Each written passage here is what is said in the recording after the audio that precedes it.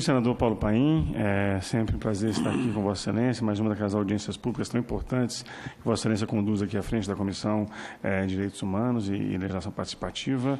Meus ilustres colegas de mesa, saudar a doutora Eide, doutor Nicola, doutor Rogério, doutor Luiz Antônio Colucci, especialmente um apreço pelo pronunciamento do doutor Luiz Antônio, que vem da magistratura da 4ª Região, onde eu fui procurador do trabalho quando assumi no Ministério Público do Trabalho, onde aprendi muito, é um dos berços do direito do trabalho no Brasil, é onde ainda se pensa de forma mais afirmativa e assertiva o direito do trabalho no Brasil. Eu me sinto, como representante do Ministério Público do Trabalho, muito contemplado já com os pronunciamentos anteriores, que abarcaram vários temas relacionados à reforma e suas consequências, como a questão do dano extrapatrimonial, a questão do acesso à justiça, a questão da fiscalização do trabalho e todas as outras questões tratadas aqui pelo doutor Luiz Antônio Colucci, como, por exemplo, a questão das gestantes e as questões ligadas aos acidentes de trabalho. Eu gostaria, então, de fixar meu pronunciamento em dois temas. O tema da questão internacional, ligada à reforma trabalhista, e o tema da questão institucional. Falando sobre o aspecto internacional, gostaria de esclarecer aquilo que havíamos combinado aqui, senador, de que acaba de se encerrar a Conferência Internacional da OIT, do centenário da OIT, essa organização internacional que acaba de completar 100 anos, é a mais antiga do sistema ONU, ou seja, é aquela que mostra essa vanguarda do mundo do trabalho, essa necessidade que já em 19 o mundo pós-Primeira Guerra Mundial sentiu de criar uma organização que acolhesse todas as questões ligadas ao mundo do trabalho. Como se sabe, havia uma denúncia apresentada em relação à Lei 13.467, da Lei da Reforma Trabalhista, porque ela violava normas internacionais. No caso específico, a questão da Convenção 98, que diz respeito ao negociado sobre o legislado, ou seja, que haveria aí, e nós entendemos que há, de fato, uma violação ao protagonismo dos sindicatos na condução de negociações coletivas. Ao contrário do que se imagina, não houve nenhuma manifestação da OIT dizendo que a lei respeita a Convenção 98. O que houve foi uma decisão da Comissão de Aplicação de Normas, no sentido de que a OIT continuará monitorando a aplicação da lei e, principalmente, insta o governo a promover diálogo social com os interlocutores. Eu vou ler as conclusões do Comitê de Normas, segundo foi relatado pelo Procurador-Geral do Trabalho, Dr. Ronaldo Curado Fleury, representante do Ministério Público do Trabalho na conferência. Se decidiu que continue sendo examinado em cooperação, em consulta com as organizações representativas de empregadores e trabalhadores, o impacto das reformas e que seja decidido se são necessárias adaptações apropriadas. E, em segundo, que se prepare, em consulta com as organizações mais representativas de empregadores e trabalhadores, um relatório que se apresentará à Comissão de Peritos no ciclo de envio de informações. Então, observe, senador, o Brasil continua sendo monitorado na OIT. E não tem como ser de outra forma. O Brasil continua sendo acompanhado por meio de uma denúncia que apontou que o Brasil não estava cumprindo uma das normas fundamentais da OIT. Aqui a questão não é apenas a convenção, aqui é a questão do próprio espírito da OIT. A OIT é firmada sob o tripé Estado, trabalhadores, empregadores. Se nós analisarmos toda a tramitação da reforma trabalhista, ela não teve a participação dos trabalhadores. Ela não teve um protagonismo dos trabalhadores. O projeto de lei, já foi mencionado aqui, da Lei 13.467, chega alterando 6 artigos, termina alterando 106. Portanto, é evidente que nós temos um problema de protagonismo aqui. É evidente que a OIT reconheceu isso. Por que reconheceu isso? Senão não teria colocado nas suas 2 conclusões a necessidade de contato com organizações representativas de trabalhadores. Então, é fundamental frisar este aspecto, o aspecto de que o Brasil não foi, de certo modo, absolvido, inocentado, ou de certa forma, liberado pela Organização Internacional do Trabalho. Não, o Brasil continua sob monitoramento necessário e saudável, porque o Brasil está caminhando-se para um caminho muito perigoso, que é de se tornar um país que não respeita estándares mínimos e princípios de proteção do trabalho, como disse aqui o Dr. Rogério, se referindo a uma relação recente, somos um dos piores países para o trabalhador atuar. E ainda, concluindo essa questão do plano internacional, gostaria de referir que nós estamos estamos inseridos no contexto do Sistema Interamericano de Proteção de Direitos Humanos. O Brasil é signatário da Convenção Americana de Direitos Humanos, a Carta de São José da Costa Rica. O Brasil reconhece a jurisdição da Corte Interamericana de Direitos Humanos e é fundamental apontar que houve uma decisão recente da Corte Interamericana, caso Lagos del Campo versus Peru, que era uma caso exatamente de violação do exercício do mandato sindical e da liberdade de expressão de um dirigente sindical, que a Corte Interamericana deixou muito claro dois aspectos que eu gostaria de frisar aqui.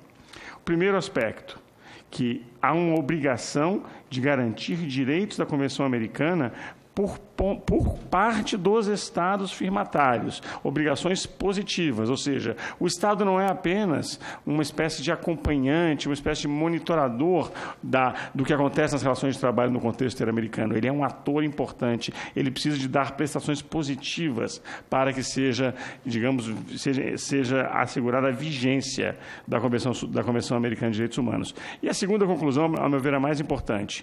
Direitos ligados ao trabalho, direitos sociais são direitos humanos, são direitos relacionados aos direitos econômicos, sociais e culturais, os chamados DESCA. E os direitos humanos, por sua vez, são indivisíveis. Então, direitos ligados à personalidade, direitos ligados à liberdade, direitos ligados à proteção contra a ação arbitrária do Estado, não são mais importantes que direitos ligados à cidadania como inserção no trabalho, a participação no mundo do trabalho, a capacidade de ter autonomia no contrato de trabalho e, principalmente, a capacidade de se associar por meio de sindicatos. Então, é importante que se frise, quando se trata de direito do trabalho, quando se trata de normas trabalhistas, não se trata apenas de questões de mercado.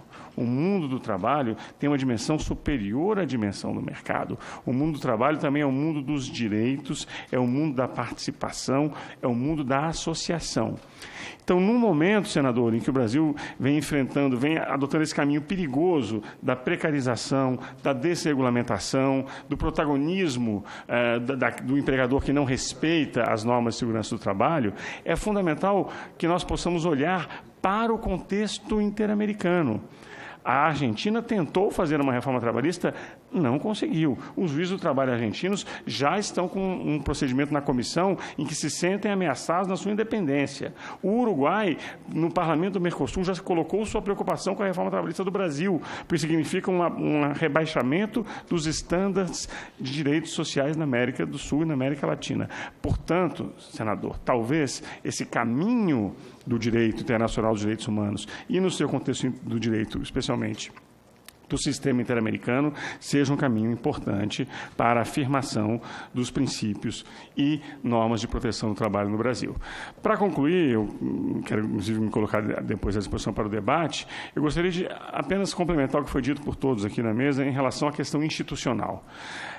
A extinção do Ministério do Trabalho, a precarização e fragilização da Inspeção do Trabalho, os ataques à Justiça do Trabalho e ao Ministério Público do Trabalho, eles precisam ser combatidos não apenas por uma questão de autonomia dos órgãos, mas por uma questão constitucional.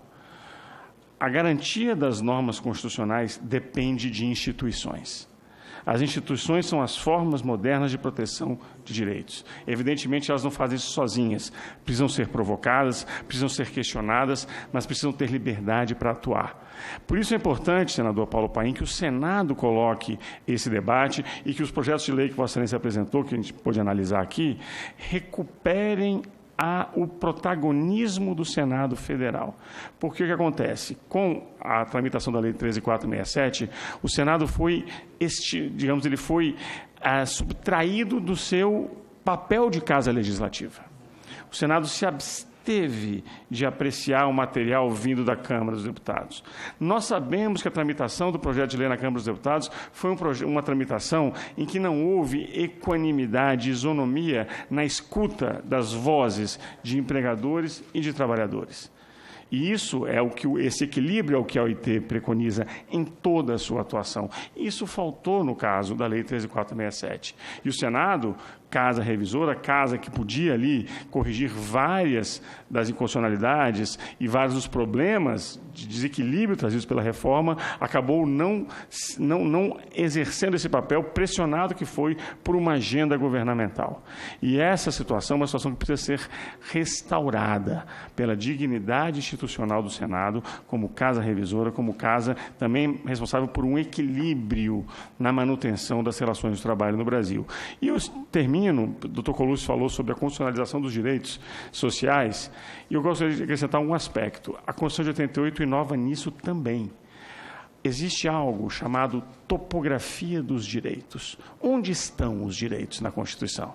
Se nós analisarmos as constituições anteriores, 46, 67, 34, os direitos ligados aos direitos sociais estão nos dispositivos da ordem econômica, ao fim do texto constitucional. O que faz o Constituinte, Vossa Excelência foi Constituinte em 87 e 88? O Constituinte traz para o capítulo os direitos fundamentais, os direitos sociais. Isso dá uma centralidade única aos direitos sociais na história constitucional brasileira. A questão do trabalho está presente no artigo 6º, no artigo 7º, no artigo 1º, no artigo 3º. Eu gostaria de chamar a atenção para a redação de 2 dispositivos. O artigo 1º, quando fala que um dos fundamentos da República do Brasil envolve os valores sociais do trabalho e da livre iniciativa, é o 4º. Essa mesma redação está no artigo 170, quando se diz que a ordem econômica é fundada na valorização do trabalho humano e na livre iniciativa. Ou seja, o trabalho humano e a livre iniciativa. Já o Constituinte está, de certo modo, em sintonia com as convenções da OIT e com a filosofia da OIT. E o que nós vemos na tramitação da Lei 13.4, do projeto que gerou a Lei 13.467? A quebra desse equilíbrio. Uma Câmara dos Deputados que se abriu apenas para uma voz muito organizada de uma corporação de empresários de vários ramos que se organizaram e se colocaram numa posição de precarizar as relações de trabalho no Brasil. Então, é fundamental que nós, nessa tarefa de repensar o direito do trabalho em tempos difíceis, possamos ter atenção, a dimensão internacional do direito do trabalho, dos direitos sociais.